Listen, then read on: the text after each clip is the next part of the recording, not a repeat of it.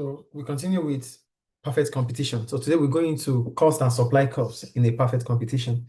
In a perfect competition, a firm supply curve is essentially its marginal cost curve above the minimum point of the average variable cost. So what we're trying to say is that a firm will only supply where its marginal cost is above the average variable cost. And you know what variable cost is? The cost of producing. Variable costs are costs that increases as output increases. So if a firm has to produce in a perfect competition, it has to produce where the price is greater than the average variable cost.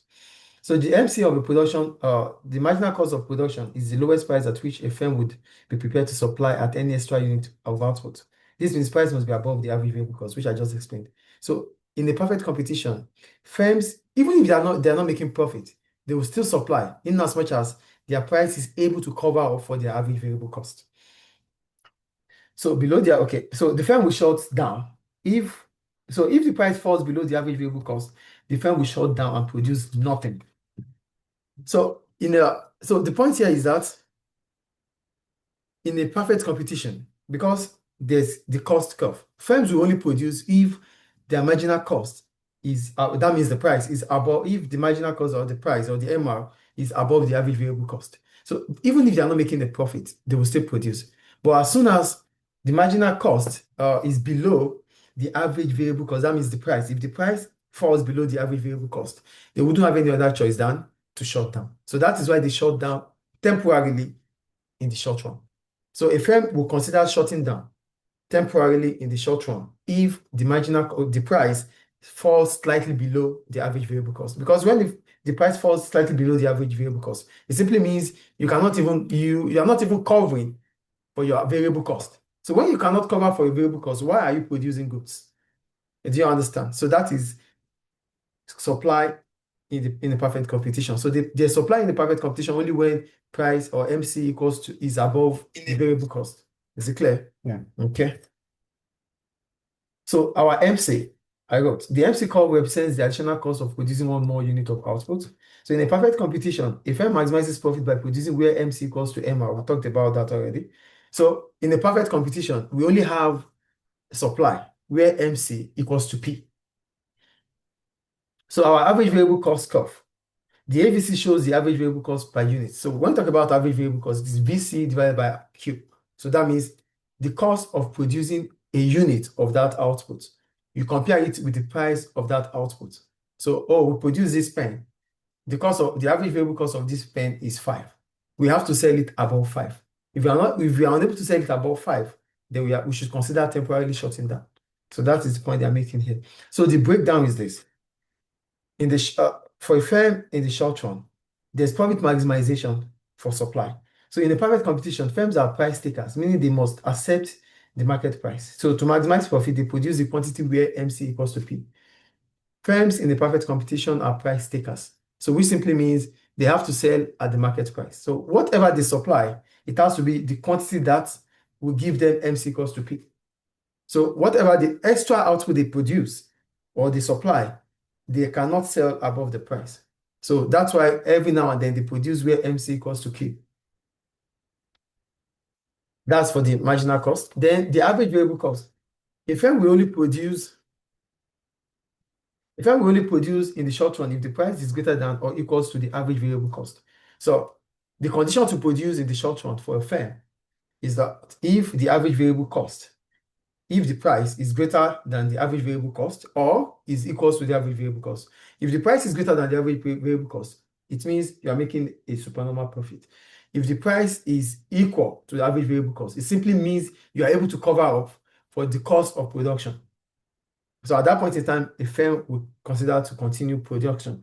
But if it is below the average variable cost, there's always going to be a shutdown temporarily. So there's always a shutdown. So the shutdown that firms in the perfect competition encounter is only when the price is below the average variable cost. Clear? Okay. Then for the marginal cost as supply.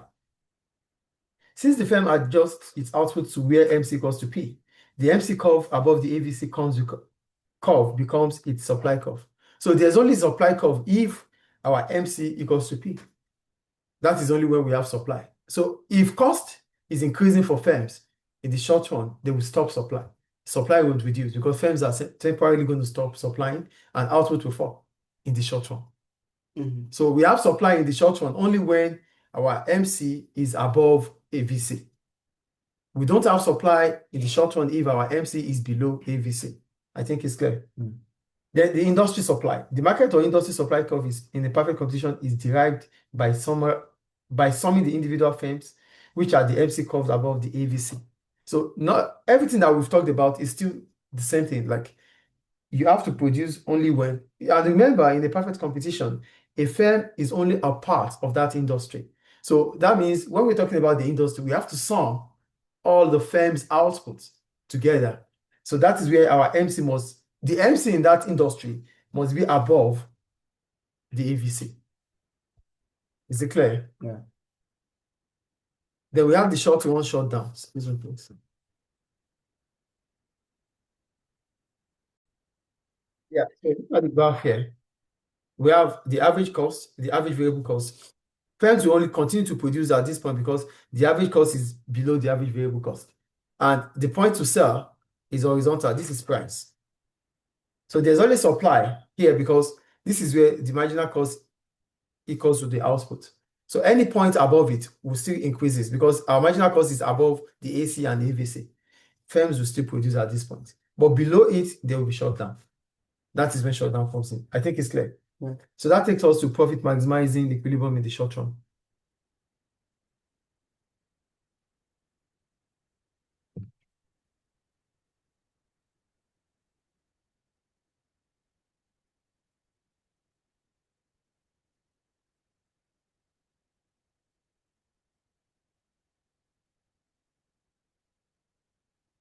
Okay. So in a perfect competition, a firm maximizes its profit in the short run by producing the output level where MC equals to MR. So in a perfect competition, there's a profit maximization rule, which is MC equals to MR. So firms will produce at that output because at that output, they could make the maximum profits, which is also equals to the price. So MC equals to MR, which is equals to the price. So this means the firm will continue to produce as long as the price covers the average variable cost, even if it incurs a loss. So in the short run, a firm will still consider production in as much as it's able to cover up its average variable cost. Now, there's always going to be a short run, short down rule. For short run, short down, if the price falls below the average variable cost, then a firm should consider shorting down temporarily. Supply increases only when MC equals to MR. But when we figure out that we cannot cover up for our variable cost, then what's the point of producing? Because variable cost is the cost that changes as output changes. So we are increasing our output, we are incurring more cost, and we cannot sell above the average variable cost. Then there's no point to continue production. That is when we have short run, short down. The short run, short down if the price is below the average variable cost. I think it's clear. Yeah. Then the short run equilibrium. This is the point where the firm's supply curve, which is MC, is above the AVC. Above the AVC intersects the market demand curve, resulting in the market price and quantity. So the point here is the profit maximization because our MC, with our AR, is above AC. So the firm is making a profit here. It's making supernormal profit here. This is the marginal cost and marginal revenue are intersecting at this point. And our average revenue, which is the same as price, is above the average cost. This is our average cost. So whenever the AR is above the AC, then the firm is making supernormal profit. I think it's clear. Yeah. Okay. So a firm will be able to generate abnormal or supernormal profit in the short run for the duration of the period when P1 stays constant at higher than the average cost. So in as much as we still sell at P1, we will continue to make what supernormal profit. But this takes us to the long run because as soon as supernormal profit is made, it's an incentive for new firms to come into the market. And what happens when new firms come into the market? Supply will increase to that level that price has to fall. Do you get it here, please? So that takes us to the figure analysis, right? Did I explain? Okay, the figure analysis. So we have figure 5. Are you there? Yeah. Okay. For figure 5, a firm will produce at point where MC equals to MR. The point where MC equals to MR is at H. Do you see there? Yeah. So the output will be at OQ, and the price will be at OE. So the shaded portion here, we have EFGH, which is the shaded portion, shows the profit, supernormal profit made. And why is there supernormal profit here? There's supernormal profit because our average revenue is above the average cost. I think figure 5 is clear. Yeah. Then figure 6. For figure 6, in a perfect competition, the firm produces at MCMR, where there's a loss here. In this case, AR is below the AC. In figure 5, AR is above AC. That is supernormal profit. But in figure 6, AR is below AC. And if AR is below AC, that means the firm is making a loss. If a firm is running at a loss, definitely they have to leave the market.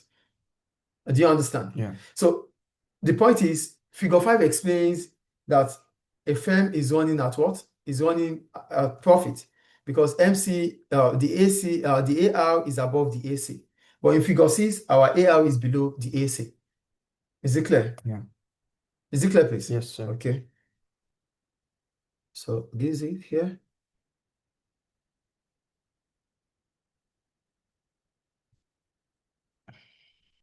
For figure 5, there's supernormal profit here because AR is above AC. This is our average cost, and this is our average variable cost, average revenue. So our average revenue is above the average cost. This is profit. Then there is a loss in the short run. There's a loss in the short run where the average revenue is below the average cost. This is the average cost. The average cost is above the average revenue. So there's a loss at this point. At this point, a firm will be considering shutting down temporarily. I think it's clear. Mhm.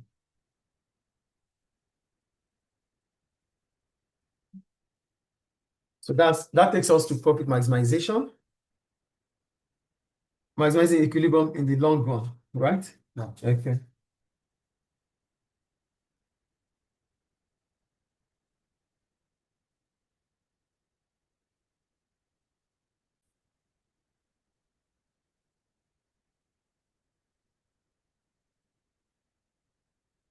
So we go to profit maximizing equilibrium in the long run.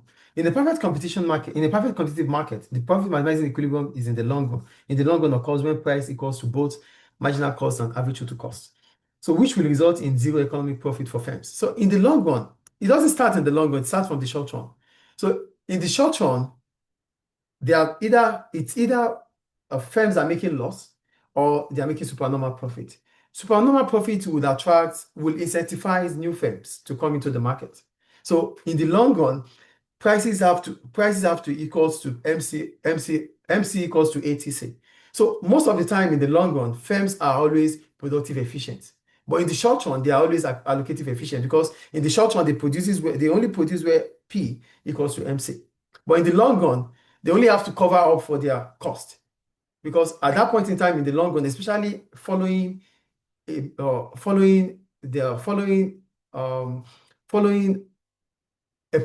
supernormal profit made by existing firms, that has attracted a lot of firms into the market. That will increase supply. So it all started from the short run as short run profit attracts entry. So the point is, from the long run, we don't talk about the long run before the short run. The short run ends when we start thinking about increasing our operational skill. So if existing firms in a perfectly competitive competition are making economic profit as prices above average total cost, new firms will be incentivized to enter the market.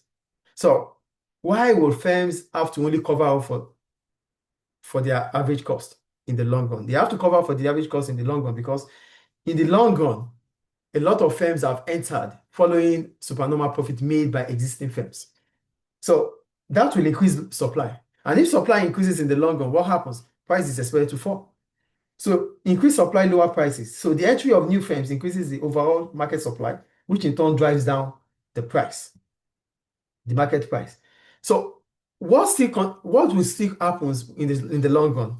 Entry continues until zero profit is made. So entry will continue. New firms will continue to go into that market because remember that in the perfect competition, there's no barrier to entry. It is free entry and free exit. So that means in as much as firms are making profit in that market, a lot of firms will be incentivized to come in. So this process of entry and price reduction continues until the market price falls to the point where firms are just covering their average cost, resulting in zero economic profit. So the only thing we want to do here is to cover up for our average total cost. And if we only cover for the average total cost, it means we're making no profit. We're probably breaking even. So the long run equilibrium comes into place. At this point, there's no incentive for firms to enter or exit the market, and the market is in the long run equilibrium. So the only thing they do is to make normal profit.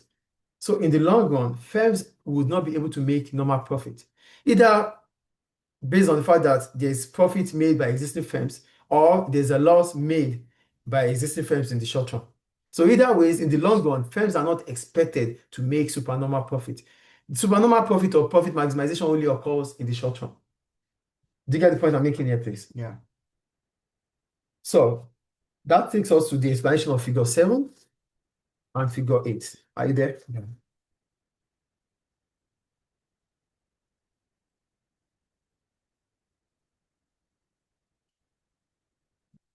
So for figure 7,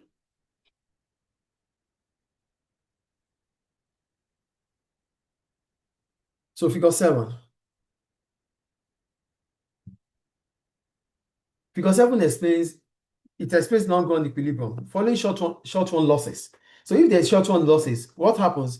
In the short run, firms are expected to leave the market because there's a loss in the market. People are not making profit. So if they are not making profit, firms are expected to leave. And if they leave, what happens to supply? Supply will shift leftward from S1 to S2.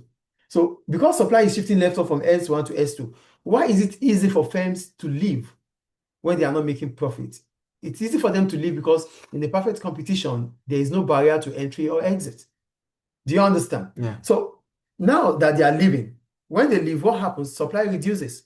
So if supply reduces, price is expected to increase further. So that's why I said firms are expected to leave the market due to free entry and exit from this. So this reduces supply, and as a result, firms will make normal profit.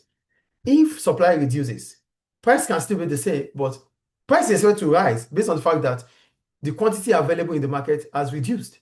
So firms, they might not make supernormal profit, but they will be able to make normal profit. So that's why every time in the long run, we cannot talk about supernormal profit or profit maximization. We only have profit maximization in the short run because that is where MC equals to MR. But at this point, our MC equals to ATC. So that means the price must cover up for the average total cost. So all firms in the perfect competition in the long run are expected to be productive efficient. If they are not, if they are not, they will lose out to those firms that are efficient because customers will start buying from them because price is constant. Did you get it? Yeah. So that is figure 5 or figure 7. So figure 7 only explains that after following a short-run loss, firms are expected to leave the market, and that shifts the supply curve leftward from S1 to S2.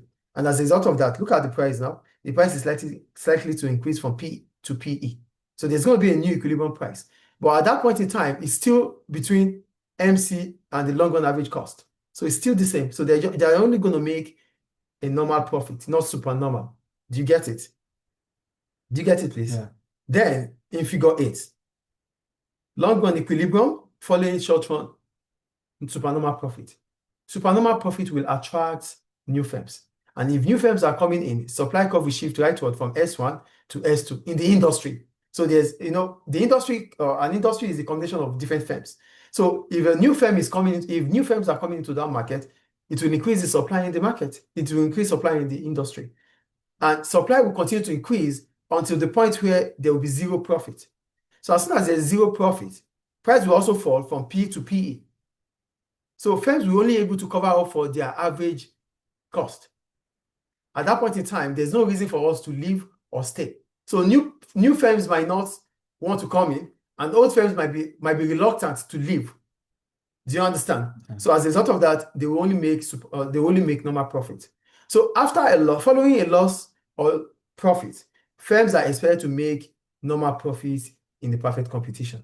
So in the long run, there's nothing like supernormal profit. In the long run, there's only a normal profit, either following a loss or not a profit. Is it clear? Yeah. So that takes us to the long run cost. Yeah, the long run cost curve.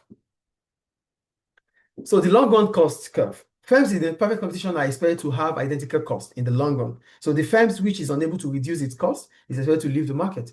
So it's a perfect competition where they sell identical products. Because they sell identical products, they sell homogeneous product, right? So it simply means their cost of production are simply going to be almost the same. So that's why I said earlier that in the perfect competition, firms are expected to be what? Productive, efficient in the long run. Yeah. Do you understand? So because it is expected of them to have the same cost. So if you are incurring more cost than your competitors, you'll be running at a loss because you can't sell further than the price in the market. Do you understand that? Yeah. So now we go to productive and allocative efficiency, which is the last thing about a perfect competition. So in a perfect competition, firms are productive efficient in the short run because there's productive efficiency where there's productive efficiency. No, sorry.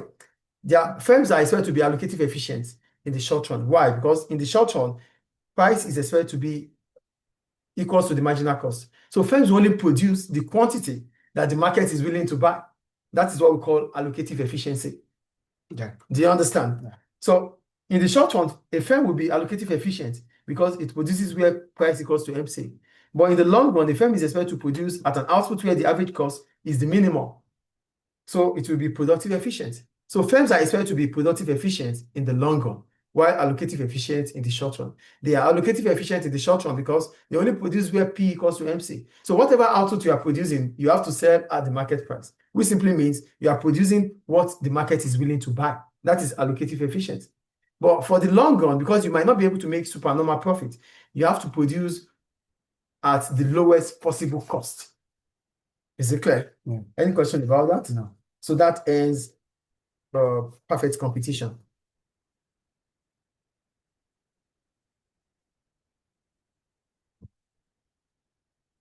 Okay. So,